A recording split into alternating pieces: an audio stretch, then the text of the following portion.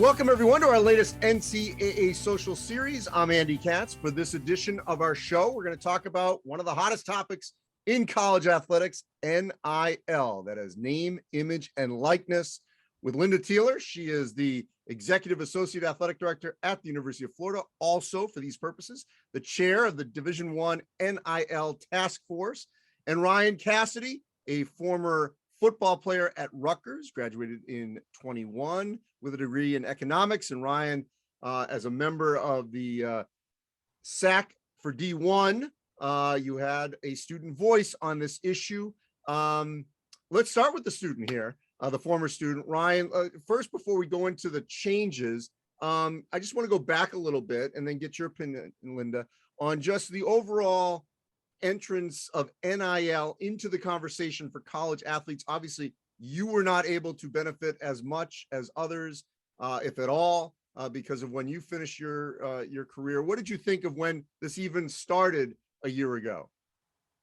Yeah, Andy, that's a great question. First off, really glad to be back on the Social Series, joining us for, you said it, a very hot topic and something that has been, frankly, I believe, long overdue. And the collegiate athletic model has changed so drastically just over the course of the last few years. And originally, the goal was to simply get recruited, go to your institution while competing in the sport you love, and get your degree along the way in an environment where you can feel safe, protected, and included. And that model is now unbelievably outdated. And yes, the goal is most definitely still to get recruited, play your sport, enjoy yourself, gain your degree, but that has never been enough. And we all as athletes feel that NIL has been the most outdated element of it all, because it's a basic human right, not just an athlete right, to be able to monetize who you are, what you do, what you work for, and what you stand for. And with the adoption of NIL, it will never go away at this point. It should never go away, but there needs to be a way to urgently protect the integrity of our sports, the integrity of recruiting, the integrity of NIL, because the intention of it all and all anyone wants in this regard is to give every single student athlete that same opportunity and that same prosperous landscape. And frankly, I'm jealous of all the student athletes that have taken advantage of it. However, it's fantastic to see all these athletes really follow their passions and build their brands. So, Lynda, you and I are in a similar age bracket here and covered college athletics for decades here, going back to your time at USD or Texas and 17 years at Florida. How would you describe the evolution of this topic in your time and tenure in college athletics? Yeah, I will definitely agree that the NIL opportunity is really long overdue. I'm not sure there's anybody that disagrees with that. Student athletes being able to monetize their name, image, and likeness, like every student on campus, long overdue, and we're here. And I think universally that concept is embraced. People are ready for it, supportive. I think we found ourselves, once the wheels started turning with NIL to understand, what, there's a lot of different definitions. The landscape maybe is different in ways we didn't really anticipate. So, here comes this work from the directive from the presidents to really take a look and see if there's some guidance we can give. But the opportunity itself, I'll agree, is fundamental. It's key to a student experience, whether you're a student athlete or a student that's a drama or film or whatever it is that you do on your campus. So it's fundamental. We're in a good place. I just think there's some confusion and clarity that's needed, and that's really to the benefit of student athletes as well as institutions, coaches, administrators, kind of the whole enterprise. So look, we knew that there was going to be a little bit of an adjustment period, a couple of twists and turns when this happened last summer. Initially, there was this huge rush to sign up individuals in all sports, men, women, high profile, low profile. It was going across the country. And then, as we saw in the fall, some football players didn't perform as well. And then, that became an issue of, you're signing people before they even actually go out and play. And sometimes it had nothing to do with your performance. And some were more charity-based and some were more lucrative. And so we knew this was going to happen. At what point, Lynda, and then Ryan, if you could jump in, did you see that there needed to be a little bit more of a shape to this because it started to just sort of go a little bit everywhere? Yeah. And I think that was really where the presidents found themselves is where is there, if there is, this line between NIL activity and tampering, involvement in recruiting, some things that are really still fundamental. The landscape of NIL, it's up and down, right? You have your state laws, you have this interim guidance from the NCAA. So there aren't firm, consistent rules nationwide. We understand that would be amazing. That's not where we are today. But there are some rules that are still really fundamental to what we do. And so I think once the NIL space really started to encroach on recruiting and prospects being involved in NIL deals before they got on campus, that these were really more about inducing a student to come to a school versus helping them capitalize on their NIL. I think that's where the president's really said, okay, some rules have changed, but not everything has changed. Let's go back, take a look at what already exists. Can we give some guidance and make sure all of us, whether there's real confusion or convenient confusion, we're all operating under the same sense that coaches recruit. And they're really the ones that should be the voice of the institution and getting student athletes to sort of sign on and participate at their institution. And after that, NIL, let's have at it. We're open to it, but it really should not be how schools are attracting prospects and how prospects are really making decisions about where they want to spend their college careers. So Ryan, let's not be naive. I mean, I know in the transfer portal space in the last month, it has happened, where coaches have told me that, player X says, okay, I'm not even going to talk to you unless I know there's an NIL deal that is six figures in some form or fashion. How did we get to that point, and what was the recommendation to move away from that blatant sort of you want me, you got to pay me before I even step foot on campus? Yeah, Andy, that's a great point. I think Lynda did a fantastic job of summing it up of where there is clear lines in the sand and where there is also some gray area. And with what you just brought up in regards to the athletes communicating with their coaches and not so much demanding, but looking for more information and looking for ways that they can profit off of who they are as an athlete. The athlete is now in a position of extreme leverage and a really, really good position. However, we still want to make sure that all of our athletes are in the space where they can be protected for all of their deals that they are embarking upon, because these are pretty significant deals and pretty significant endeavors that are really life-changing to some of these athletes. But at the same time, we would like for all of them to be fully well-knowing and knowledgeable of every single deal that they get into. And to go back to your last question of when did things start to seem a little astrayed and a little off course of what we anticipated with NIL, frankly, I think it was from day one. It was from the very beginning. We weren't able to establish a federal law and federal legislation and policies and protocols for very unfortunate reasons. So it's difficult to navigate since then. And I think it is fantastic that Lynda and her NIL working group have done such a fantastic job of providing this guidance. But in the world that I work in now with products and platforms, you always want to push out an MVP, a minimum viable product, not just a minimum product, but something that is viable, something that works, something that is well thought out and has a collaborative feedback process to it. So there is not just something that you're trying to get out there just to check a box. This is something that is changing the lives of athletes, and we want to make sure that we're doing it in the best way possible. So I want to clarify one thing, Lynda, is that it's most of the time it's not the athlete asking for this NIL deal, but it is an agent. So what advice, as now your campus hat, what are you telling your coaches, for example, at the University of Florida, of how to deal with that agent, that middle person who is now seeking compensation for their athlete before they even arrive on campus? Yeah, so wow, you mentioned the world is much different than when you and I participated, and this is one of those really big differences. And so I think the guidance on campus is, look, NIL is here to stay. Let's embrace it. Let's really support students in doing that. But as it relates to prospects, whether it's an agent, their club coach, high school coach, family member, runner, whatever the category, that those deals really need to wait until the student has committed to your institution, signed a national letter of intent. They are coming. And then here's this world of NIL. But whether it's an agent or anyone else, this bartering, providing access to your collective or your boosters in order to sort of incentivize students coming to your campus, that has always been illegal. It continues to be illegal.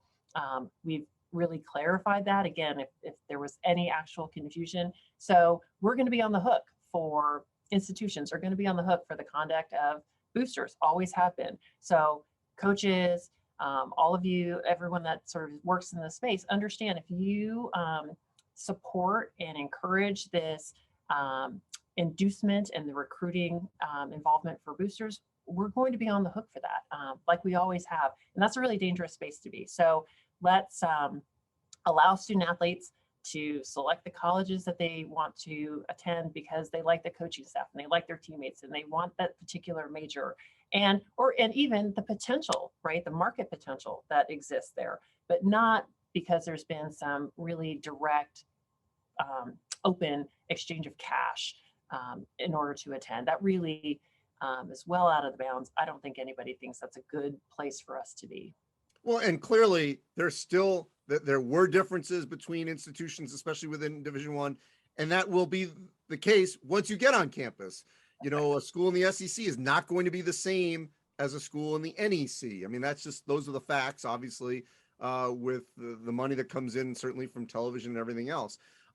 So let's lay out, one thing that, just so we understand certain words that I think sometimes get lost here. How would we define, and I guess, Lynda, you can take this first. How do we define a collective? Right. So who knew that there would be, this next entity, and there will be others, right? So a collective is really this group of supporters that has come together to finance and provide NIL opportunities for student athletes. And as their mission, what they do, that's a wonderful space to be, right? This allows big donors, small donors, anyone that's a supporter to really get involved and have these, help create NIL activities. Absolutely fair game, great place to be. Institutions with collectives, I think they feel there's a lot of value there. So that is a wonderful space to be. It's really this activity with prospects or those in the transfer portal. That's really, at least right now, the focus of the guidance. Not the work of the collective generally, but their involvement, or boosters that are separate from a collective, their involvement in the recruiting space. Ryan, I remember when this was all being discussed, one of the things that was allegedly off limits, and I'm curious where this stands now, was that if School X is sponsored by, Nike, Adidas, you name it, or Gatorade versus Powerade or what have you, and yet the prospect says, oh, wait a minute, I got an opportunity to cut a deal with this other company that's a similar product. Where does that stand, or where should it stand if it contradicts the university's sponsor for a particular, whether it's gear or liquid, you name it? Yeah, and that's a really tough space because it is kind of a conflict of interest for the athlete, and it puts them in a tough position to have to make a decision that kind of shows their cards and shows their allegiance. But at the same time, like we keep mentioning, we just simply don't want to limit the opportunities for the student athletes. So if School X is sponsored by brand X and brand Y comes in, then it's very difficult for the athlete to have to make a decision and really turn away money and turn away something that they most definitely have earned and deserve based off of who they are as an athlete. So it's probably one of the most difficult dichotomies that name, image, and likeness has kind of burdened upon the athlete, is having to be fully well-known, fully knowledgeable. And that's where education comes into this piece as well, is that on the campus level and at these institutions, we are really hoping that they're all taking advantage of the educational resources that are out there within the NIL landscape and the market, just so these athletes can know that every single deal that they are embarking upon resonates with who they are as an athlete and also the pieces of them. And I think that, your brand at your school, it's almost a piece of you. And I think that brand loyalty is something that comes into play at times, but there's a lot of factors and a lot of variables that you need to consider before signing off on a deal. Lynda, where does that stand on a campus when the campus has, cut major deals for all those kinds of items. And here comes a student athlete and saying, wait, I can profit personally off of a competing brand. Yeah, so that's actually the type of problem that we anticipated when NIL, sort of came to be.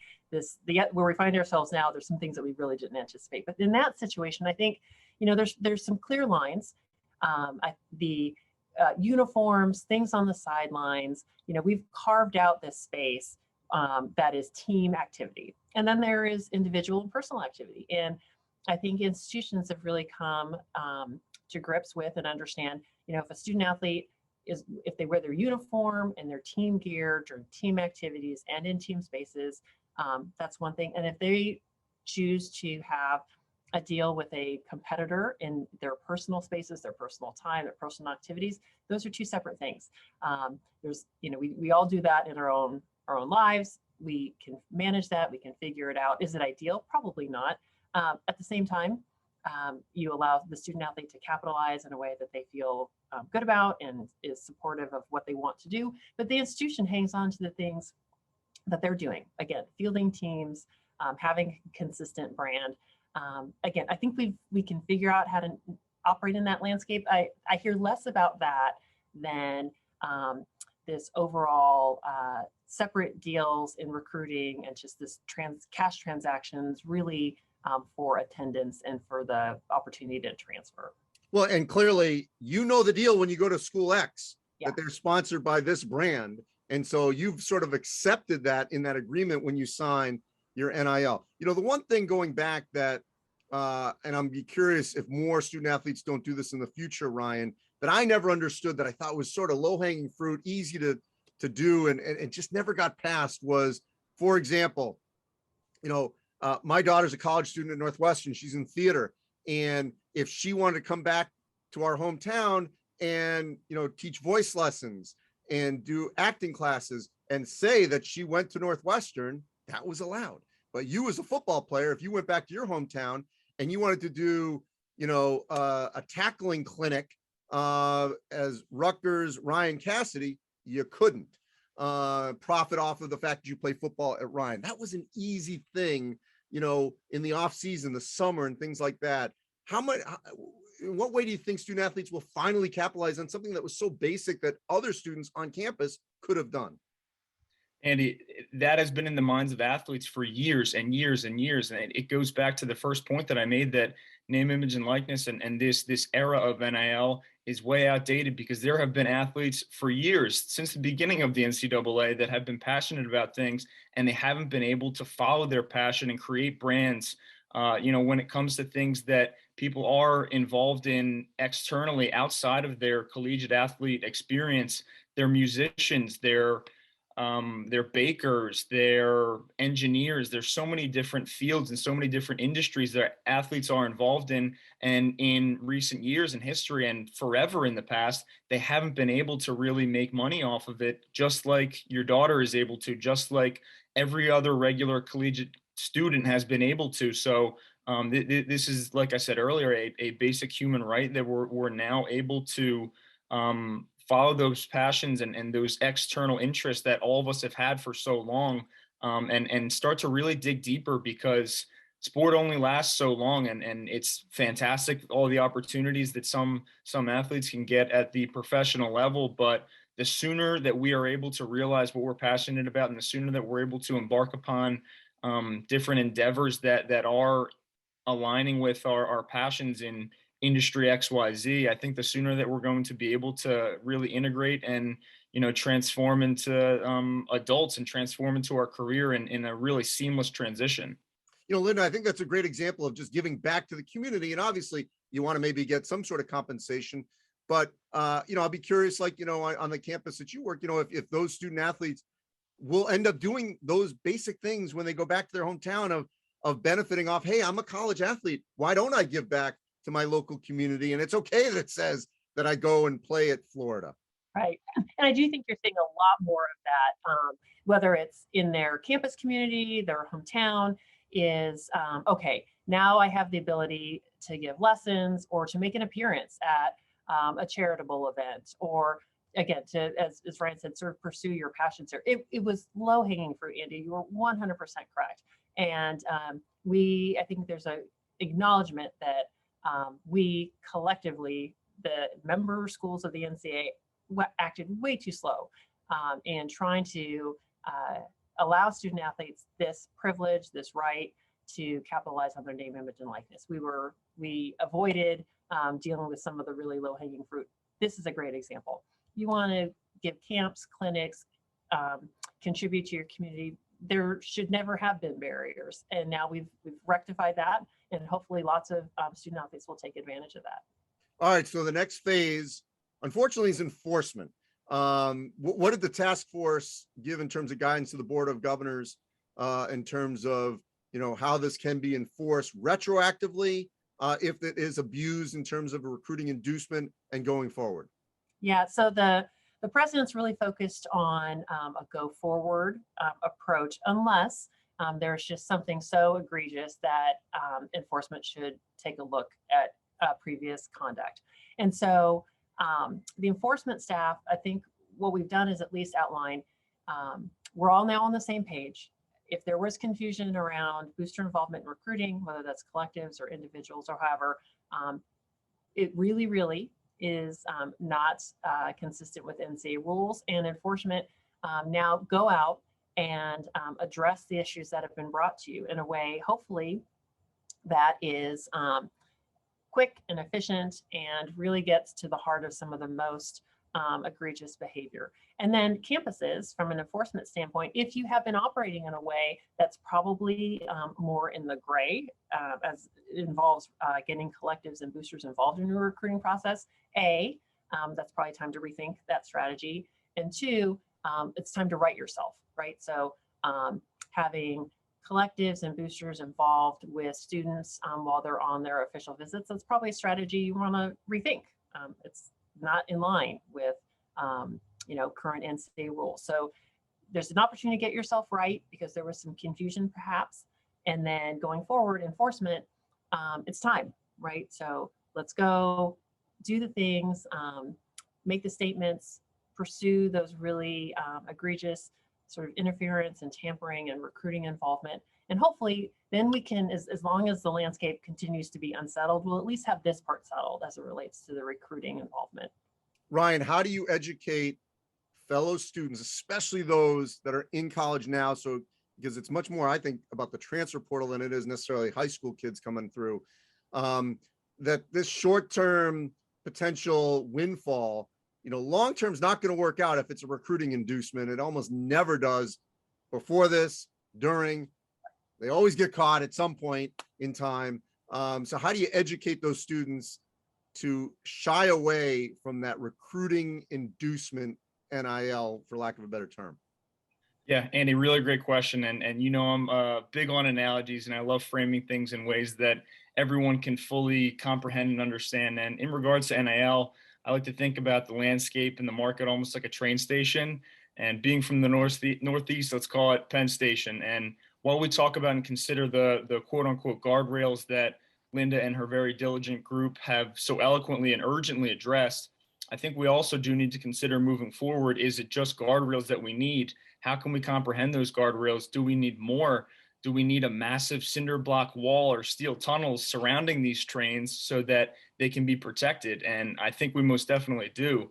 And trains also need two more things. They need a destination and they need passengers. The destination is quite simply very clear. It's a prosperous, regulated, inclusive landscape and environment for student athletes to profit off of their earned and deserved NIL. And the passengers are those student athletes. And as a passenger, you need every bit and every ounce of information possible on those trains so you know where to get off at in your journey and you know where to go. And to take it a step further as the athlete and as the passenger, let's say that every NIL deal is a new stop on your journey. You're going to need to know how to navigate that particular stop or location, which is where education comes into play, and educating on the rules and all of these different protocols that we do need to follow, recruiting wise, non-recruiting wise, because that comes into the picture for not just the athletes to be fully informed, but also any other individuals involved. So there is not any gray area, and it is very clear cut what you can and cannot do. And the conductor of these trains must collectively be the people across the country, and especially within the association, athletes included, that know, understand, and have addressed all of the needs of the athletes working in this current unregulated market in its entirety, just so all of us are fully informed, fully well-knowledged, and are fully well-knowing and knowledgeable of everything in the NIL regard. Last thing, Ryan, then Lynda, you can give the last word. The big fear with all of this a year ago was the locker room, for lack of a better term. How would it play if player X was getting 10,000, 100,000, you name it, more than that, and player Y was getting Zippo or barely anything? Have not heard publicly of tons of jealousy. At least it hasn't come to the public light. Maybe it happens. I don't know. What are your thoughts 1 year into that topic, Ryan, about the imbalance, which is part of the capitalist system of who gets what? Yeah, that's a really good question, Andy. And that was a huge concern going into it. And to play athlete's advocate, not devil's advocate, it was scary. And especially as a football player, I think if the star quarterback has a significant amount of NIL deals and the right tackle or the left tackle who's protecting his blind side doesn't have any NIL deals, maybe there is jealousy that comes into play. And he says, yep, I'm going to take this play off. And unfortunately, the quarterback ends up getting injured on that play. And that's obviously the most extreme of situations. But Andy, when it comes to the locker room, man, we all just want the best for each other. And that is the really, really cool part about being on a team, and especially within Division I, competing at the highest level and across all divisions 1, 2, and 3. It's all about the team, the team, the team. All we want to do is see each other succeed, see each other follow our passions and profit off of our NIL in the spaces that we're really passionate about. And I think, like you said, that there hasn't been very many negative repercussions in the athlete space and in the locker room space. So I think that this is going to continue to be a really prosperous opportunity for every athlete that decides to embark upon NIL opportunities. Lynda, you get the last word.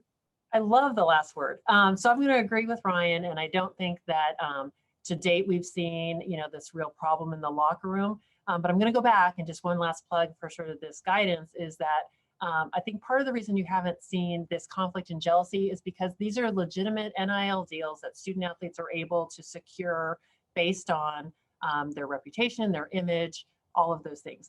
When you have boosters being involved in sort of putting kids in the locker room for a certain amount of money, or institutions overly involved in that way, I think then you're going to have a greater issue, because that's an outside influence. That's not a legitimate NIL deal. That's really someone paying to have this person sort of as part of the team. I think teams will respond very differently to that.